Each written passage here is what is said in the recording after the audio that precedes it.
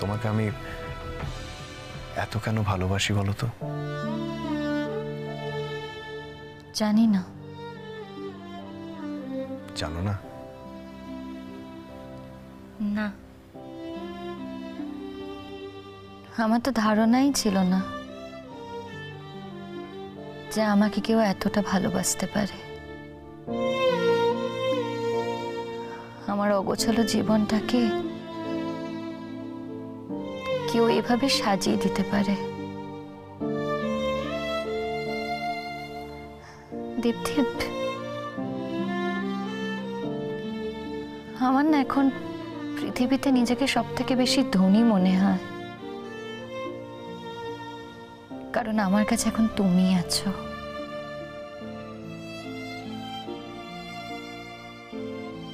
আমি তো নিঃস্ব হয়েছিলাম, নিঃস্ব একটা মানুষ যার কিচ্ছু ছিল না। এই নিঃস্ব মানুষটাকে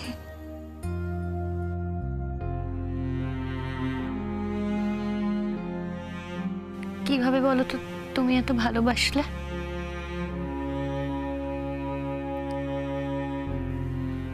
আমি কেন তোমাকে এত ভালোবাসি জানো? কারণ আমি তোমার ভেতরে আমার আরেকটা আমিকে খুঁজে পেয়েছি। দেখো, আগেও তো তোমাকে ছাড়া আমি ছিলাম, আমার জীবনে সবকিছুই ছিল, কিন্তু জীবনে সেই রং, সেই জীবনে কোনো ছন্দ ছিল না যেটা আমি এখন খুঁজে পেয়েছি। ধরো ধরো তুমি একটা গান করলে, সেই গানটাতে লয়, তাল, ছন্দ, সুর সবই ঠিক আছে, কিন্তু কোথাও সেই দরদটা নেই। আমার জীবনটা সেরকমই ছিল। তুমি এসে সেটা পূর্ণ করেছ।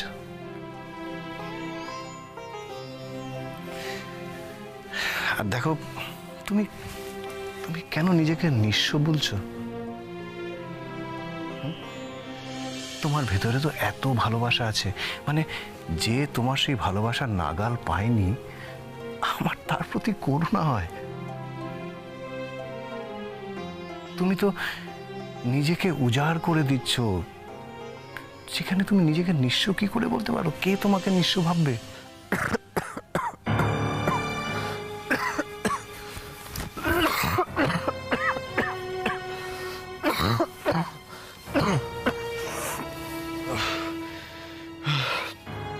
খুব কষ্ট হচ্ছে, আমি আর পারছি না শবনম, আমি আর পারছি না। দম বন্ধ হয়ে আসছে কাঁচতে কাঁচতে। আমি জানি এই মুহূর্তে তোমাকে বারবার ফোন করাটা ঠিক হচ্ছে না, কিন্তু আমি সত্যি আর পারছি না শবনম, আর পারছি না।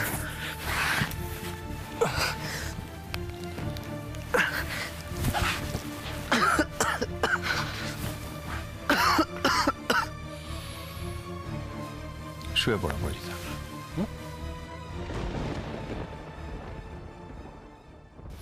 অনেক রাত হলো তো। তোমার ফোন বাজছে, ফোনটা ধরো।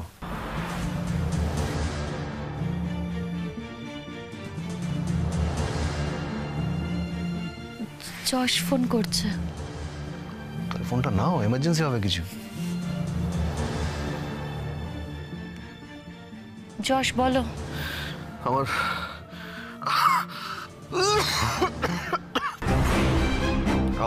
ওষুধটা কোথায় রেখেছো একটু বলবে প্লিজ? যশ, তুমি তো প্রচন্ড কাশছো। আমি আসছি, আমি এসে দিচ্ছি তোমাকে।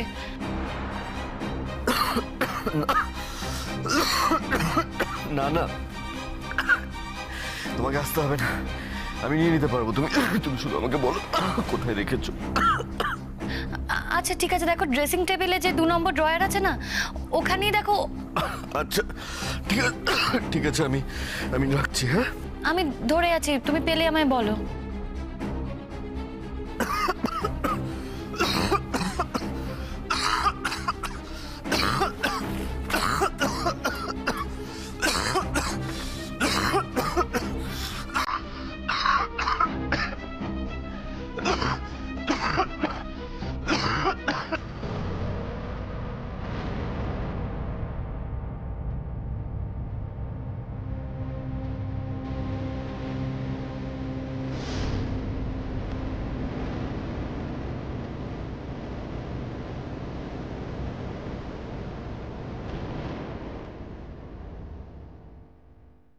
যশ,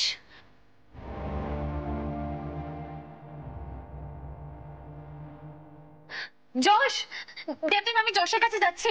কি হয়েছে? দেবদীপ সরি, দেবদীপ আমাকে যেতে হবে। আমিও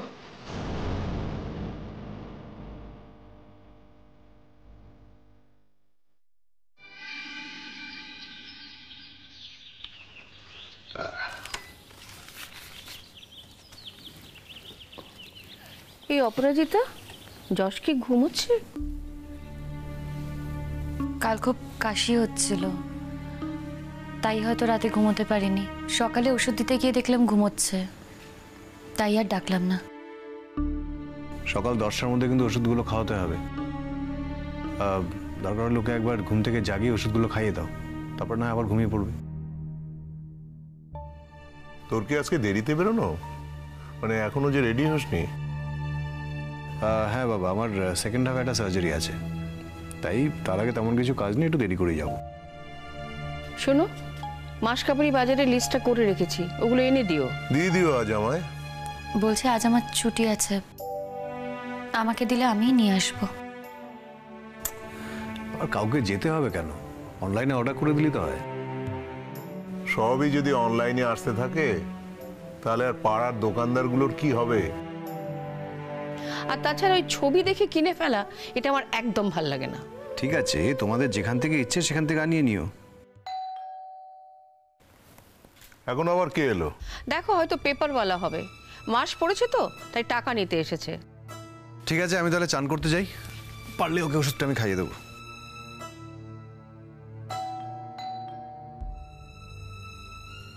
উফ, দেখো তো অপরাজিতা কে এলো। কোনো ধৈর্য নেই এদের, মানুষ কি উড়ে উড়ে যাবে? তোমরা চা খাও, আমি দেখছি।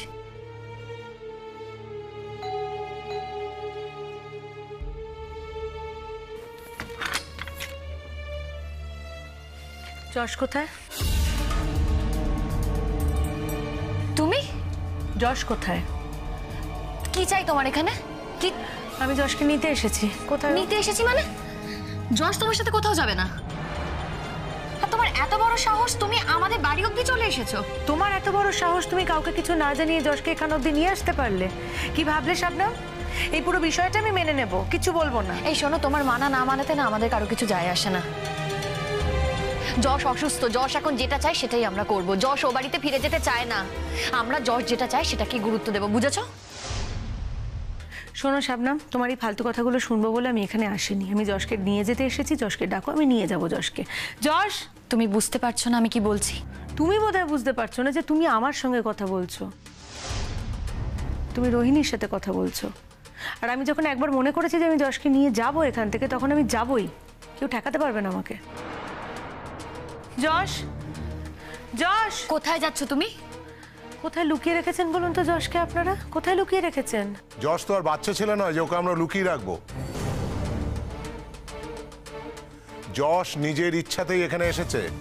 এটা ভুল বললেন, নিজের ইচ্ছায় যশ এখানে আসেনি।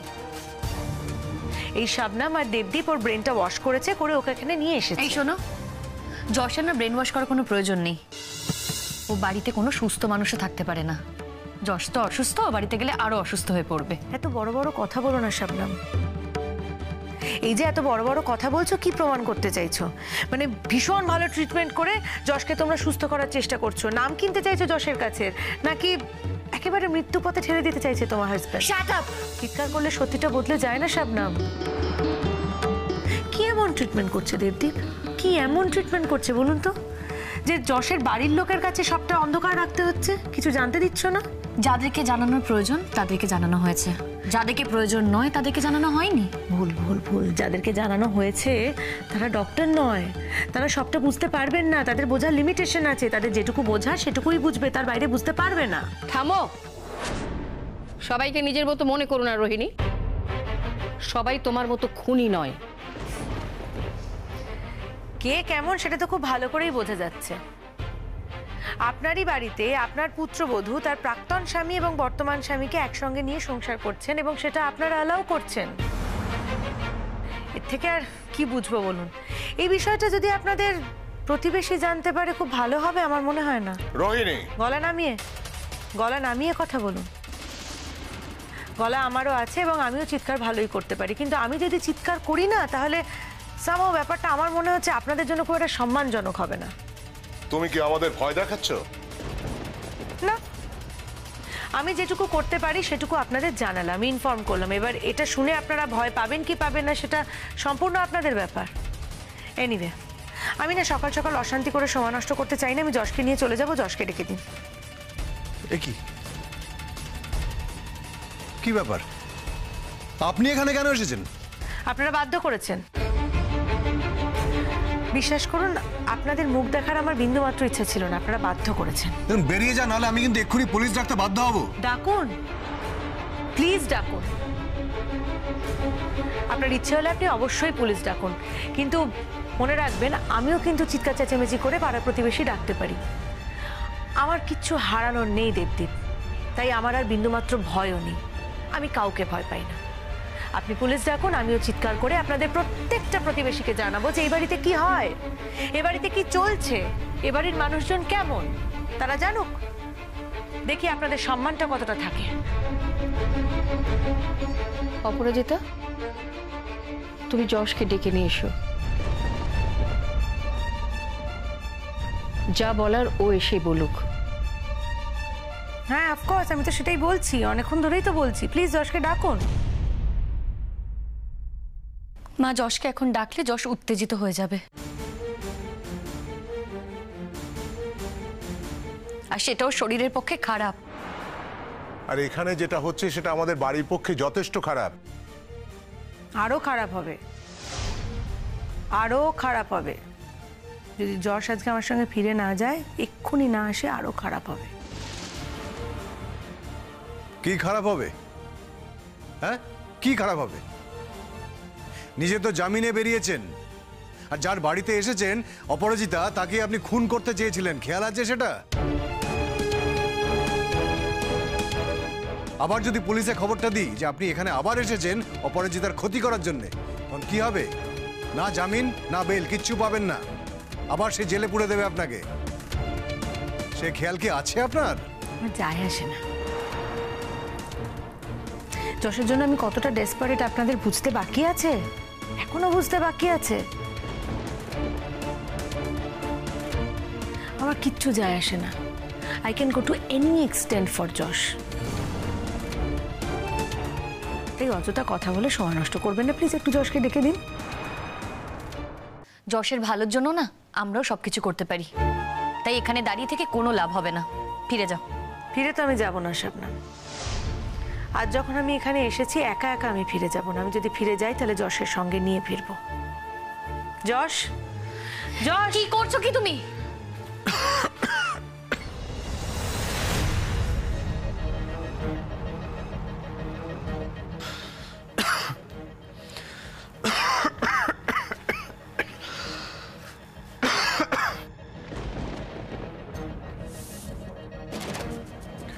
কি ব্যাপার, তুই এখানে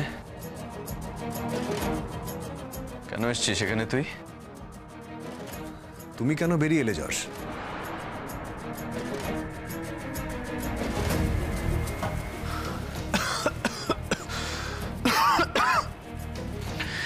এখানে এত অশান্তি হচ্ছে, আমাকে তো আসতেই হতো। তোর কি চেহারা হয়েছে? তুই ফিরে চল, বাড়ি চল। আমি বাড়ি যাব না। ফিরে তোকে যেতেই হবে যশ, তোকে না নিয়ে আমি এখান থেকে এক পাও নড়বো না। রোহিণী, সিন ক্রিয়েট করিস না তুই এখানে। আমি সিন ক্রিয়েট করছি? তুই বলতে পারলি এই কথাটা? আমি সিন ক্রিয়েট করছি? এরা নিজেদের ইচ্ছে মতো তোকে নার্সিংহোমে ভর্তি করেছে, তোর অপারেশন হয়েছে, তোর ট্রিটমেন্ট চলেছে, সবটাই তোর বাড়ির লোককে আড়ালে রেখে। আমি তোকে দেখতে গেছি, আমাকে ঘাট ধাক্কা দিয়ে বের করে দিয়েছে এরা। তোর এখন ডিসচার্জ হয়ে গেছে, তুই এই বাড়িতে এসে উঠেছিস, তোর এখানে কি ট্রিটমেন্ট চলছে, তুই ওষুধপত্র কি খাচ্ছিস, আমরা কিছু জানি না, আর তুই বলছিস আমি সিন ক্রিয়েট করছি? আমি বলেছিলাম ওদেরকে যে ওকে বার করে দাও। তার কারণ আমি চাইছিলাম না যে তোরা কেউ আমার বিষয়ে নাক গলা।